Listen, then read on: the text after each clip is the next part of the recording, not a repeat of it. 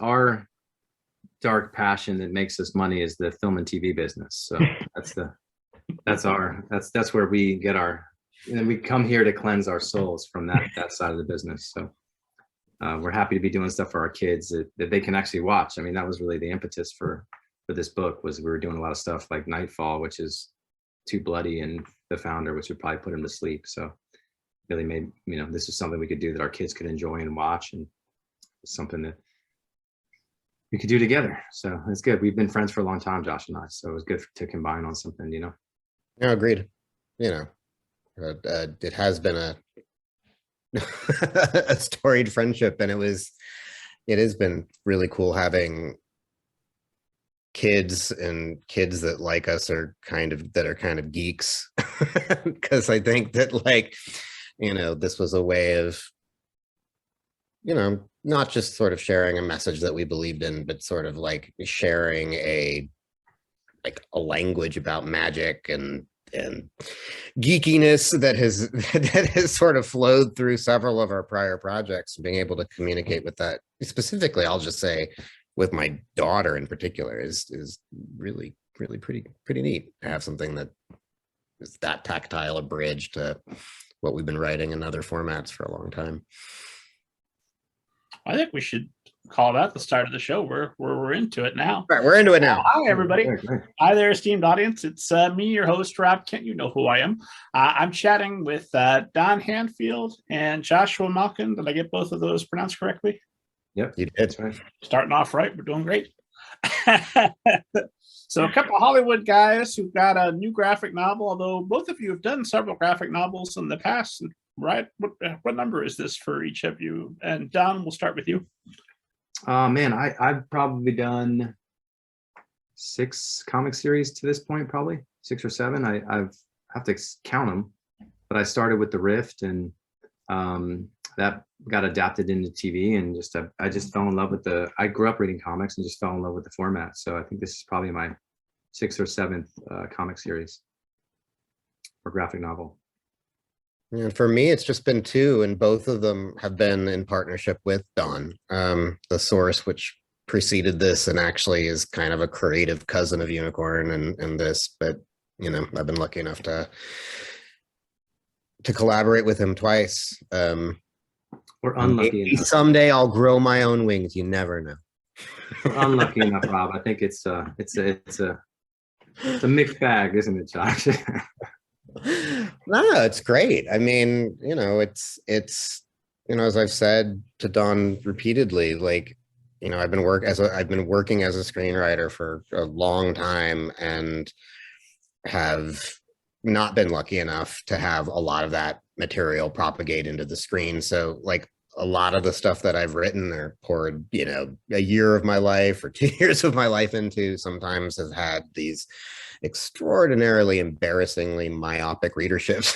Like a couple people who are like, oh yeah, okay, well, I guess you're done, you should move on now. And that's it. And so Don gets stuff done. He gets stuff into people's hands. And so it's been really great to work with somebody who, when he says, hey, we're gonna make a book, oh my God, there's a book. It's amazing. Well, I think just to speak to that, I mean, comic books, what I love about comics is, as a screenwriter, Josh kind of spoke to it. I mean, we spend a lot of our time, writing for studios, and, 5 people read the scripts, the 2 executives, their bosses. And if they don't like it, or that executive takes another job, that thing disappears into the ether. There's no one else who reads it. It never sees the light of day. And what I love about comic books is they get into the world and they have a chance to find an audience and build an audience and just be seen. And, it's almost, there's something magical about it that, as a screenwriter, you don't always get. You get those sort of chances to get things made. They're few and far between. You write far more than you actually get made. So comics is a great creative release in that sense. What do you know up front with an idea, whether it's going to be more ideally suited for a graphic novel or for a movie, or for the case of Unicorn, a graphic novel first and then eventually a movie? And Don, we'll start with you. Yeah, for me, I do stuff that doesn't start as a comic book. if it's something that is kind of visual or fantastical or something that, you know, I tend to find things that might have a, like The Source was a project that Josh and I developed for many years as a screenplay, and it was just such a massive world and undertaking. It was like a $300 million movie, and I was just like, man, this is, no one's going to get this or understand this. And we just kept rewriting it and rewriting it. We never took it anywhere. And then when I started doing comics, I was like, Josh, you know, I'd really love to do that as a comic series, and it just made sense. And the exercise and art of making it into a comic actually helped us kind of finally crack the story, because you have to hit certain page counts and certain beats in a comic that you don't have to do in a film, or we were just kind of struggling with how to get there. And with a comic, we could do it. And it really was a great experience for both of us. And that kind of solidified it, I think, for both of us, that this is a really great medium and something we love to do. And that comic found a great audience. It sold really well, and something we can continue to do. And we haven't even taken that out for film and TV. We just love doing it as a comic, and eventually we'll maybe try to shop it to film and TV, but we're just kind of enjoying exploring that universe in the comic space. Joshua, same question to you. You know, in terms of, you know, does every idea sort of smell of graphic novel originally? You know, I can only say, you know, more than I would have first thought. Like, I think that, you know, graphic novels, as I've gotten to know them and as I've gotten to become, you know, not just a dabbler, but just a bigger fan of the form and the format, like, I've started to realize how extraordinarily elastic it is. Like, there are incredible stories, you know, of things that would never translate into a film. Like, I mean, it just can do different things. It's as a two-dimensional story, and it can break all kinds of boundaries. The stuff that I gravitate towards, just me specifically, probably could exist in either space. You know, like, I think that that's just kind of, and I think that the same is true of Don to a certain extent. Like, there's a cinematic nature to a lot of his ideas, and then they make great comic books too.